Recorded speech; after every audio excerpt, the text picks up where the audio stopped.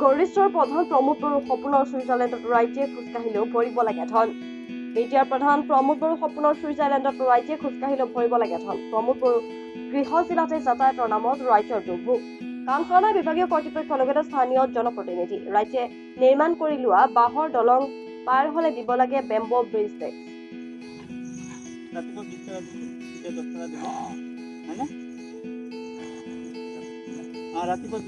দলংখনে আহ-যাহৰ বাবদ খোজকাঢ়িলে 10 টকা, চাইকেলত 20 টকা, বাইকত 30 টকাকৈ দিব লাগে ধন।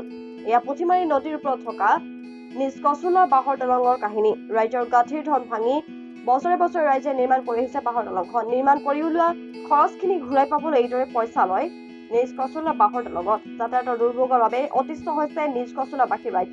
তামুলপুৰ জিলাৰ কোৰেশ্বৰ ৰাজচক্ৰৰ অন্তৰ্গত নিজ কচুলৰ পুঠিমাৰী নদীৰ ওপৰত থকা দলঙেৰে পাৰাপাৰ হ'ব লাগিলেও এতিয়া গাঁঠিৰ ধন খৰচ কৰিব লাগে। খোজকাঢ়ি যোৱাকে ধৰি চাইকেল, বাইক সকলোৰে বাবে বেলেগ বেলেগ কৰিব লাগে ধন।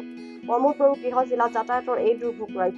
পুঠিমাৰী নদীৰ ওপৰত অতি প্ৰয়োজনীয় কেইবাখনো পকী দলঙৰ প্ৰয়োজন যদিও বিজেপি UPPL মিত্ৰজোঁটৰ চৰকাৰে বিষয়টো আওকাণ কৰাৰ অভিযোগ ৰাইজৰ। এতিয়া ৰাইজে বাঁহ ক্ৰয় কৰি নিজা খৰচত নিৰ্মাণ কৰা বাঁহৰ দলঙেৰে যাতায়াত কৰিব লগা হৈছে বৃহত্তৰ অঞ্চলটো ৰাইজে। সেইটো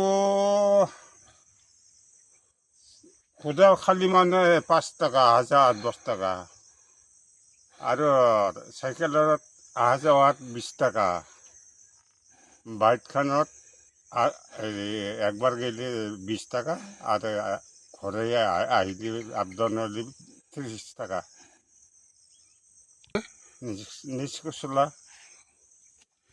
সেইটো দলঙৰ পৰা ইফালে উত্তৰে নাগৰিজুলিকে যায়, সিফালে আৰু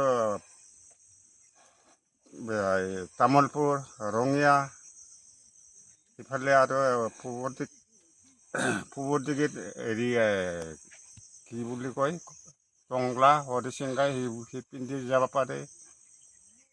বহুত জেগা হেৰি চেণ্টাৰত আছে, কিন্তু অসুবিধা চেণ্টাৰত থাকিলেও কি হ'ব।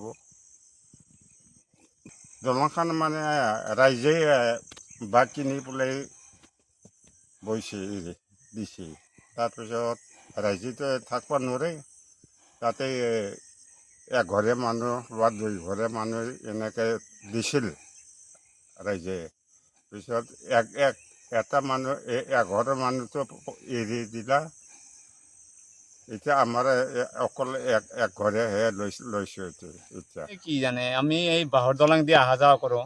গান্ধীবাৰীৰ পৰা একদম নাওকাটাক গেলি বাঁহৰ দলং দি যাওঁতে 20 টকা দিব লাগে, আহোঁতে 20 টকা দিব লাগে। আমাৰ খুবেই অসুবিধা হৈছে। দলংখন লাগে আৰু আমাক। পুঠিমাৰী নদীত আছে।